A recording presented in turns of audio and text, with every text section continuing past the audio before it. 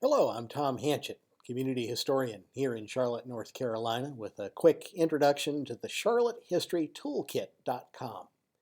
It's a set of tools, tips, and web links for exploring the history of where you live. J. Michael Moore and I developed the toolkit with help from the Robinson Spangler Carolina Room. It's the History Resource Center down at the Charlotte Mecklenburg Library. Got an address you're curious about? Maybe your own address? Or a neighborhood name? Or a street name? Or the name of a local person back in the day? Charlotte History Toolkit shows how that one nugget of knowledge, a name, an address, is something that you can use to find other nuggets, other clues. Put together those clues, those bits of information, and you can build a story. We call that being a history detective. Here are the toolkit's 5 big pieces of information. We give you a sense of what each is about. And if you click on in any of those, we'll give you written step-by-step instructions and or a video so that you learn how to use newspapers, city directories, plat maps, deeds, or building permits. Let's start at the top here at the FAQ section, the frequently asked questions. One of those questions that we get a lot, where can I find photos of my house or neighborhood? Turns out it's harder than you might wish, but the information, as best as we can give it, is here. Does a written history of my neighborhood already exist online? That is a happy question if you live in one of the older neighborhoods near the center city. Many of Charlotte's pre-World War II neighborhoods do already have written histories. How about landmarks, historic districts? Maybe you're in one, maybe you're near one, maybe a textile mill village has been designated and you're in a textile mill village somewhere else. Poking around in that will be a useful thing, as well this section on books about Charlotte history, U.S. suburban history, architectural history. Books specifically about my neighborhood, my part of Charlotte. Again, more of those than you might expect. And what other sorts of primary resources are around? There's a variety of maps, including something called fire insurance maps, very valuable in the older parts of the city. Even things like aerial photographs and school yearbooks. The FAQ section here will give you a sense of those. So, all right, let's take a look at the newspaper part of the Charlotte History Toolkit. Newspapers, the Charlotte Observer in particular, have been digitized back to the 1880s, completely word searchable, thanks to Charlotte Mecklenburg Public Library. All you need is a library card. We'll show you how to get one here. They are free if you are a resident of Mecklenburg County. And then click on the link to delve in. And of course, there are videos and step-by-step instructions to help you with that. What do you turn up in the newspaper? Well, if you have an address, you'll find something about the address. If you have a neighborhood name, you'll find something about the neighborhood name, person's name. On the right are some advertisements that Mike Moore turned up in his work. Folks at Reed Park out on West Boulevard said, find out about our neighborhood. And he had Reed Park. There's the original ad for land sale for colored people. Reed Park was an African-American neighborhood from the very beginning. And it's part of the Ross Reed Farm. Ross Reed was an early African-American real estate developer. So now we're taking one piece of information and making another piece of information spring from it through the wonders of the Charlotte Observer. John Crosland, another longtime developer in Charlotte. In fact, there's a Crosland company still active today.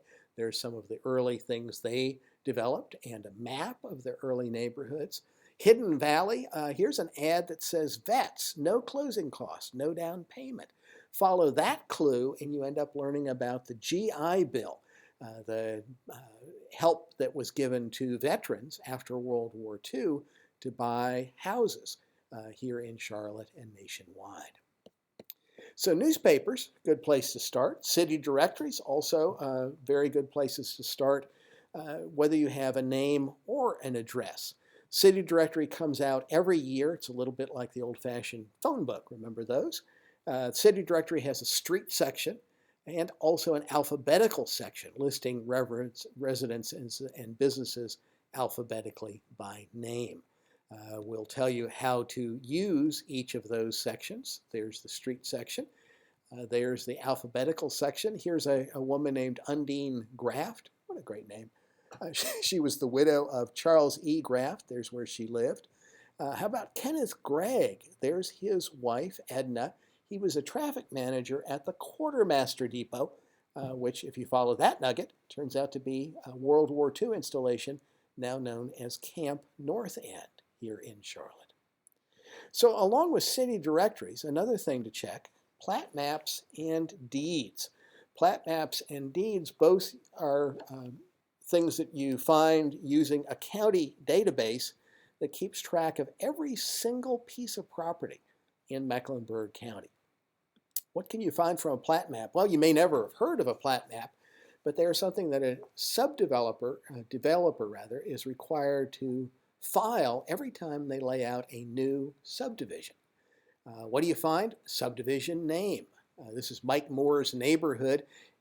Today it's considered part of Dilworth, but then it was a separate subdivision known as Sunset Hills. The owner of the land was developed by the Southside Land Company. Follow that through the city directory. Date the neighborhood was laid out. Various other kinds of clues.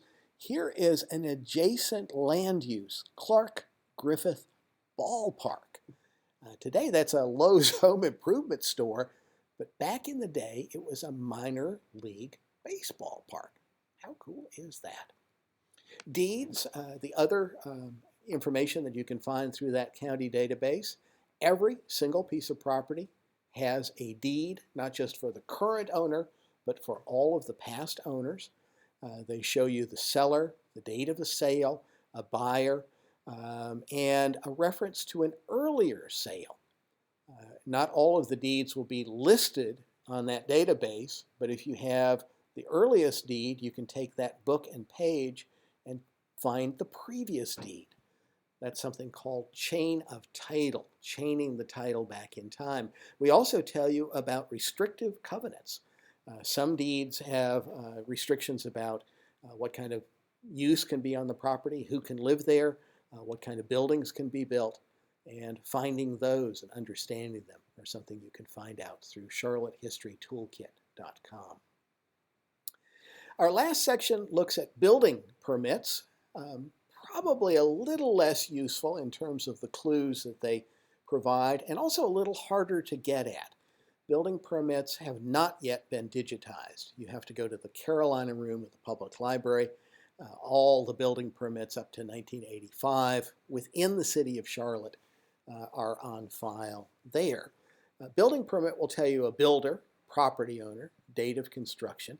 And the older permits will also sometimes tell you about additions, may even tell you about an architect for a piece of property.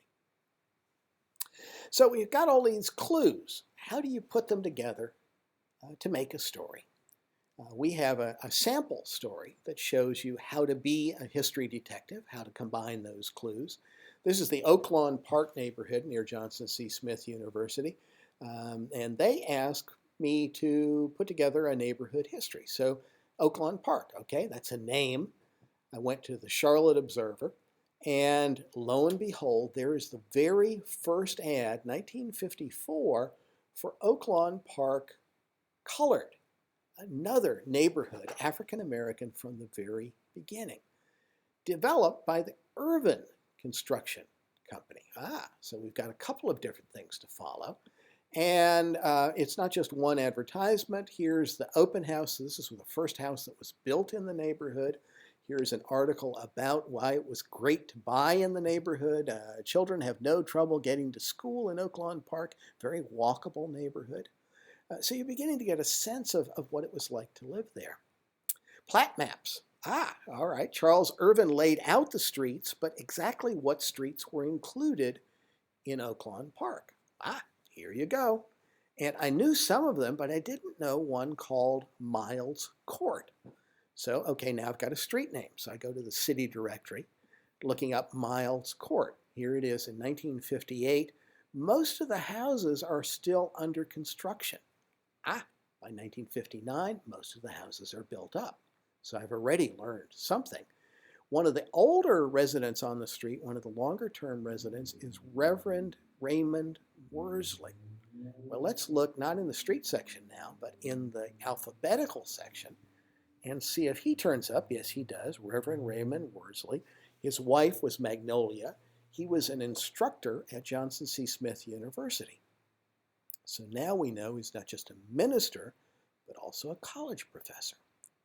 And Magnolia is listed separately. Not all city directories did this, but some of them would list separately a woman who worked outside the home, which in the 50s, pretty big deal in America.